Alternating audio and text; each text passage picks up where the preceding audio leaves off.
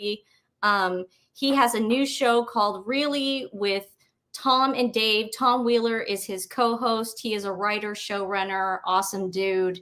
And this is for anybody who's interested in UFOs but doesn't quite know a lot about it, who's green to the game, as you like to always say. And I love this show. I love watching it. I always learn something. I walk away going, what? That makes sense. Yeah. Because the hearings that happened in the States, to me, was like, are they trying to distract us? Do you think, Dave, sometimes the government tries to distract us with stuff like that, or no? No, because here's the fact is 98% of the population is paying absolutely no attention to it. So if UFOs are a distraction, it's failing miserably. Okay. I mean, what's really the bizarre thing is that no one is paying attention to it. Yeah. That we're living at a point in human history where it is not conjecture. It isn't, it's been verified. It is a fact. It has been acknowledged by our elected representatives and the military that UFOs are real. Mhm. They're flying in our skies. They're flying over military airspace, and the military can't do anything about it. Mhm. And they have, they've been chased by fighter pilots, and who said that the technology is so far in advance of us that if it is hostile, that we are completely incapable of defending against it. So that's what's been said by like David Fravor, who was the Top Gun pilot on at the Nimitz on the carrier group, and he was the commander of all of the fighter pilots in that group. By the way, he was the top officer amongst the fighter pilots, and he's also he knew his shit. Yes, yeah, he knew, like, he knows every nut and bolt in the FA-18 that he flies. He knows every other plane that flies in the sky.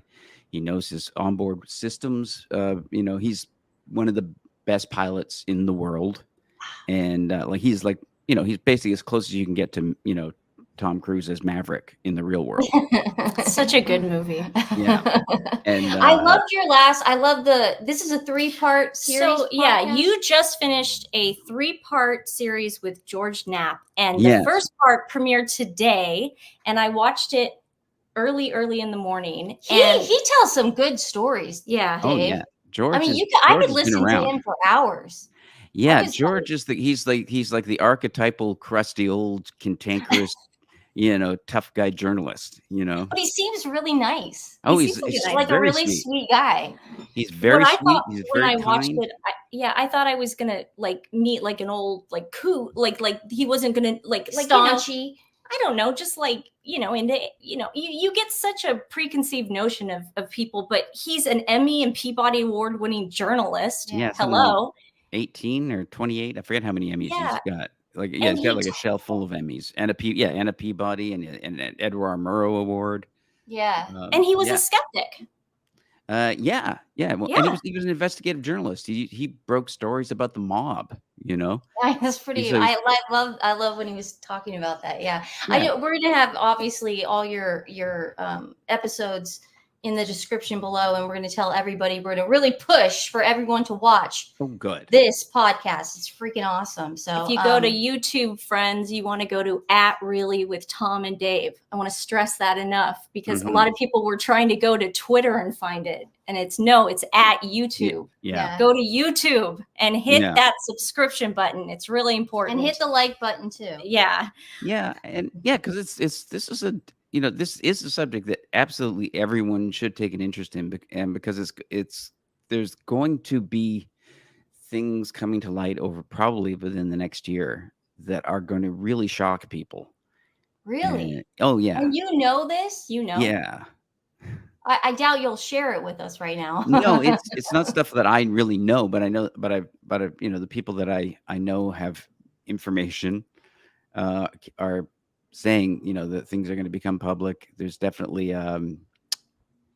you have like David Grush's testimony that the U.S. has programs for retrieving and reverse engineering UFOs. we've known since 2017 that the government was running top secret UFO investigation programs. Yeah. And that what those programs learned is that UFOs are real. They consist of physical craft machines that are flying, but they also involve a lot of very paranormal and weird events. There's a huge overlap between sort of weird sort of psychic events and effects on people's consciousness. So I think from what I've seen, you do tie in paranormal activity, sleep paralysis, things like that to alien encounters.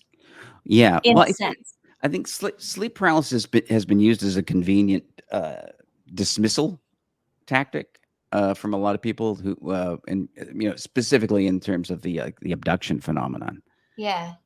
And so there's a greatly exaggerated sort of the presentation of how often sleep paralysis happens, where someone wakes up with sleep paralysis. That's why I'm pressing you on it, common. is because that's why I'm pressing you on it, because it's happened to me. I have a vivid sleep paralysis story. So when I saw you guys talking about it on your show and having guests on your show, I'm thinking, that was really cool. Have I had an alien encounter? Like, what? You may have. You may have. Like, I can vividly.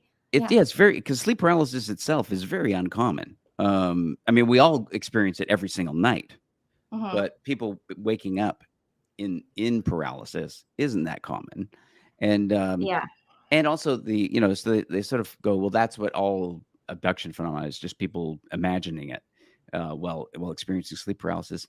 But the majority of abduction cases don't happen when people are in bed. They happen all over the place. They happen, out in the woods. They happen while driving on the highway. They happen from at people at work.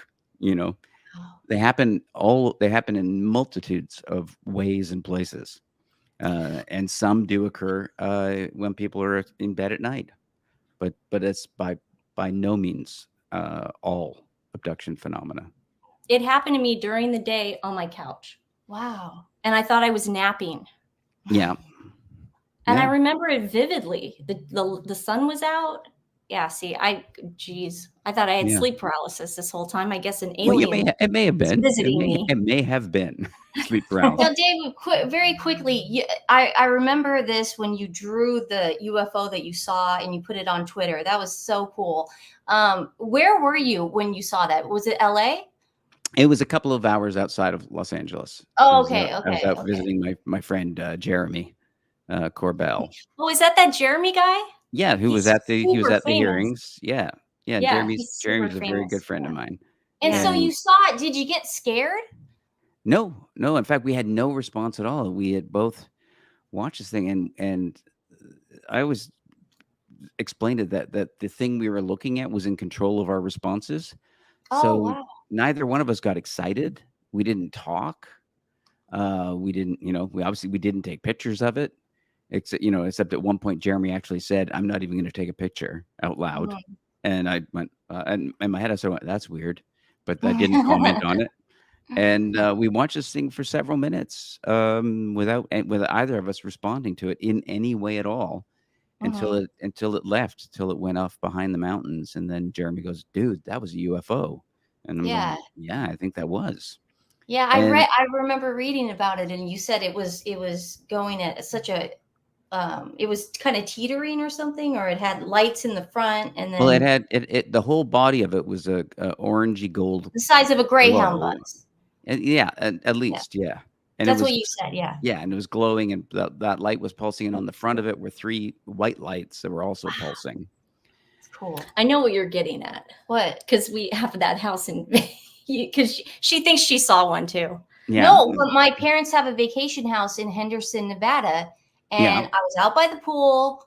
I saw something, same type of shape, size of a Greyhound bus. So I don't know. Of the same shape as what we saw. Yeah, like kind of the same. Yeah, And she said it stopped. It like stopped, Yeah. and it was sort of doing this thing. And it was the night of that lunar eclipse or solar. Yeah. It was last summer. Yeah. Yeah, I don't know. Man, I know. I showed that picture to Lou Elizondo, who ran ATIP, which was one of the Pentagon top secret UFO investigations. And I showed that to him, and he said that it was similar to something that he had been investigating when he was at ATIP. That he saw a craft like that.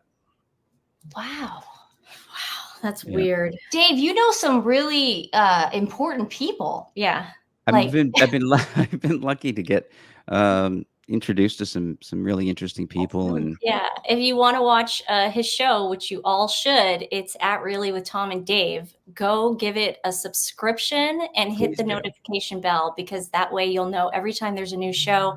This 3-part series on George Knapp is pretty much amazing. The first episode. Can I play a little clip?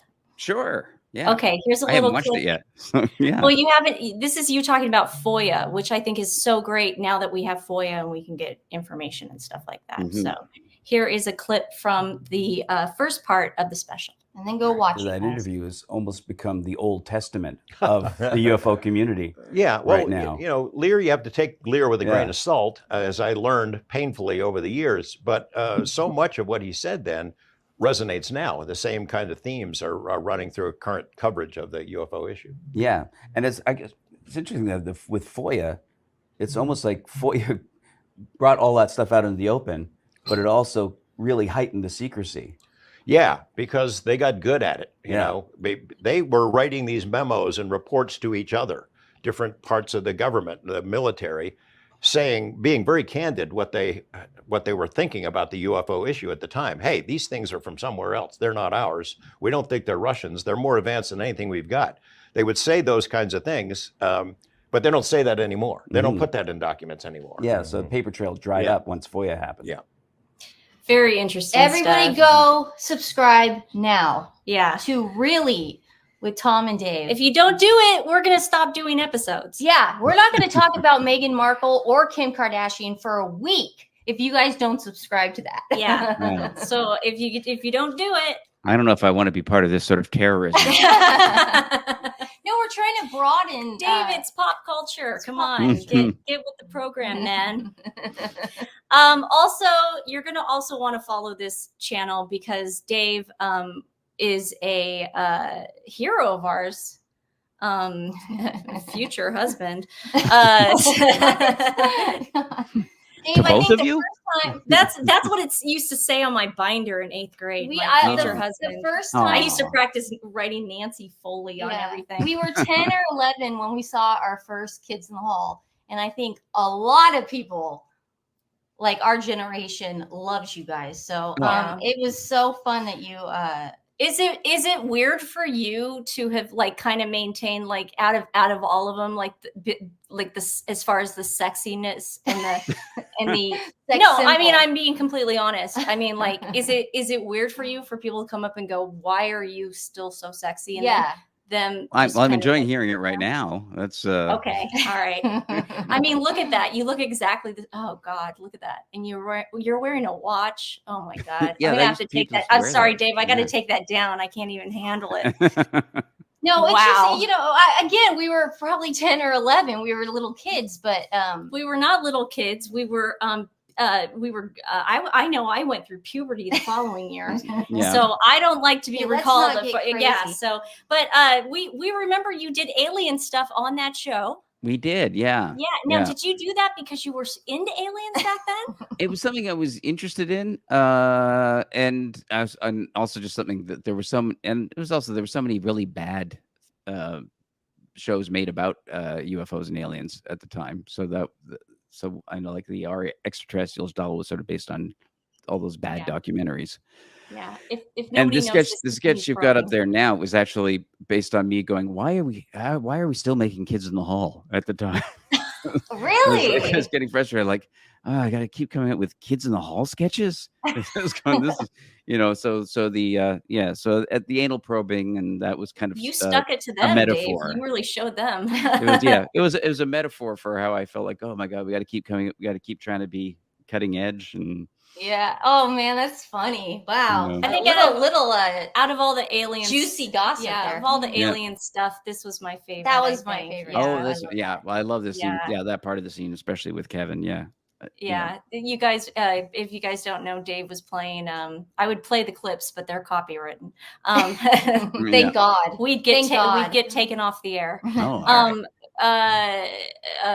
Dave was a person on Earth, but then he kept blowing. No, not on Earth necessarily. He kept blowing up planets. Yeah, because he was panicking. Yeah, I panicked that I was being discovered. So that's my favorite out of all your alien stuff. We have a lot of Kids in the Hall fans that are subscribers. So good. Hopefully they'll see this UFO stuff. Well, they're going to see get excited about that. They're going to see it because they're not going to get a show on Sunday. Not going to get right.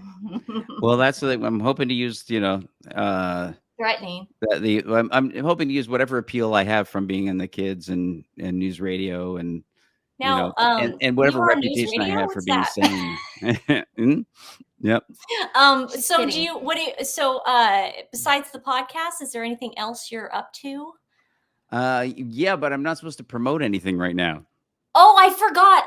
Because of the SAG strike. Yeah, good job, Nancy. You're so sweet to even be doing the podcast. Never mind, Nancy. He's not doing anything else. Yeah, I can talk about the podcast. I can talk about that, and and I can talking about the old Kids in the Hall stuff is, I think, all right. Yeah, I saw you on some of the picket lines in New York. Yeah, that's I gotta awesome. get out more. I gotta get out again. You gotta get out more. Yeah. How do you see all these things, Stephanie? I don't know. It's called Instagram. I know. You also, guys, go on Instagram and follow Really with Tom and Dave too, because you get to see these really cool behind the scene clips of Dave's witty, dry sense of humor like this. Hi. Yeah. Well, we're in Las Vegas, Nevada, and obviously, if you look over here, you can see that Tom and I are getting wired because we're about to we're turning state's evidence against the mob today. Just gonna get this all set up. And we're in the way. So you guys are gonna definitely want to go give it a follow because it's awesome. Yeah. Really, with Tom and Dave on YouTube. This is the hottest show. If you want to learn about UFOs, if you want to learn about paranormal stuff, I love that stuff. Which I love. We just had our Halloween show and it was awesome. Yeah. Or if you just want to laugh and have a big smile. I don't think the smile has left my face this whole time. Well, you forgot to even press the record button. I don't even know what I'm doing right now. You probably get this though, I would imagine, all the time from women. You must get like I mean, this must be like it must be so annoying right now. I know we're probably annoying. No, not at all. Don't censor yourselves. Okay, please. Okay, please. well, fawn on. Okay, I just wanted again. So, Kids in the Hall, News Radio. We can't really talk about this. I Wikipedia'd you last night. Well, I just wanted to know a little bit more about you, and I didn't know this. He was also voted People Magazine's Sexiest Man Alive in 1996, 2001, and 2002. No, that did not happen. That's it did. No, that's a lie. Are you sure? Yeah, that's a lie. I'm pretty sure that happened. We had something up on our blocker in high school. We had something up. I could have sworn in 1996 I had a picture of People Magazine, and there was. Was in your dream? Was it Brad Pitt or Dave Foley? That was probably one of those. Probably Brad Pitt. Probably dream paralysis. Dream paralysis. Sleep paralysis. Sleep paralysis. Yeah. I think you don't get on that list without abs. Because of Brad Pitt, he ruined it. He ruined it for everyone. No one had abs until Brad Pitt came along.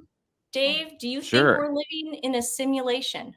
It's really, really highly possible. If I mean, I guess the logic is that if any civilization creates a simulation, then and if one has been, if say our descendants have created one, not only is it quite likely, but the likelihood that we're living in the original reality is vanishingly small. So if you accept the idea that at some point in our histories we'll be able to create a simulation that's pretty much indistinguishable from reality, then probably we did, and most likely we are living in it. And also, the other thing that I keep bringing up about the simulation that people don't seem to think about is that my guess is that if we are in a simulation, it's probably not about us because the simulation contains a whole universe. So it's probably unlikely that the simulation cares about us as if the universe is real. Obviously, the universe was not created for us. We're just a tiny, insignificant speck in the universe. So we're also a tiny, insignificant speck in the simulation. So the simulation may have been created by somebody to solve a problem about something that they might not even be aware that we're in the simulation. Wow. I agree with you on that as far as like humanity goes. I'm an atheist. I don't, believe in a higher God or anything. But me too. You are? Oh yeah. I'm single too, so no, but I've always felt that way. We both are. I've always felt that way as far as like what's that thing, like you can not a vision board, but you can make things happen if you imagine it. Manifest? Because you're manifesting your own life, your own destiny, because it really is so small and everything is from your view, your point of view. Because but we really are just kind of little tiny specks of. Yeah, that's what Dave just. That's what I'm saying, because we grew out of nothing, and that's how humans evolved. God didn't come down and go, I'm going to make Nancy and Stephanie and put them in Shirley Sidley's womb. That didn't happen. So I feel the same way. So I think that's why I'm interested in the aliens and the paranormal. But yeah, it's. It's just it's kind of one of the things about looking at UFOs is that it opens you up to thinking about a lot of things in a broader way. And like most people I know that take the subject seriously wind up also becoming obsessed with consciousness and what consciousness is, how consciousness interacts. Is consciousness confined to the brain? Or can it function outside of the brain? Does it have impact in the world? And and the evidence is mounting that it does. That our consciousness does have effects outside of ourselves, and that there is an interaction of consciousness. So it, even as an atheist, makes me start to go, well, I've always believed, you die and that's the end of story. Yeah. For you, the universe ends when you die, is what I've always believed. And one of the things I'm through studying, UFO phenomena and related phenomena, you start to go, well, that might not necessarily be the case. There may be some persistence. I mean, to me, it still doesn't mean there's a soul. It doesn't mean it's a soul, but it means that there may be some aspect of life that isn't about being inside your body. And I think it's whatever it is, it's just a part of the natural world. But I'm no longer convinced that everything necessarily ends. You should write a book. Yeah. Well, maybe. You should. I would buy it. That's really beautiful. I think that's such a nice way to kind of wrap that up. Jeez. He's so smart. He really is. I mean, it's not only the sexiness, he's really smart. There's only because if you do just the sexiness, you know what I mean? Like, let's say I become blind tomorrow. Yeah. I could listen to him all day. Yeah. Okay. So we're back for a second. We're back. Yeah. And I would still feel sexy even if you were blind. Yeah. Exactly. So is really with Tom and Dave. Everybody go over there right now and follow, subscribe, do whatever you have to do. Dave, this has been such an honor. Thank you so much. Yeah. Thank you. It's wonderful Sorry, to meet my future wife and sister-in-law. What? It's lovely to meet my future wife and sister-in-law. So. I know. Wait, but which one's the wife? He knows. He knows. Oh, he knows. I told her, I said, hands off on this one. Hands off. Okay. She knows. All right. Yeah. Thank you so much. We appreciate it. Thank you so much for giving us your time. It's so Just cute. watch the show. I'm sure Nancy will put receipts in there about. It's so cute how he thinks I'm joking. I know.